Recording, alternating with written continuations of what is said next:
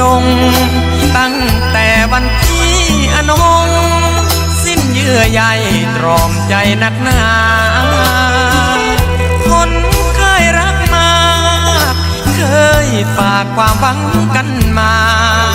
เปลี่ยนพันตามกาลเวลาลืมวาจาลืมรักเคยมีเลื่อนลอยสับสน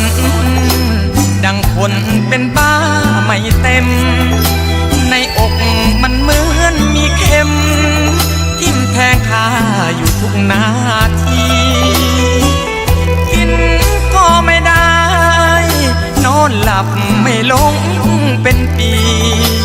หายพองเหมือนไม้เสียบพีใจตอนนี้มีเพียงความเหงา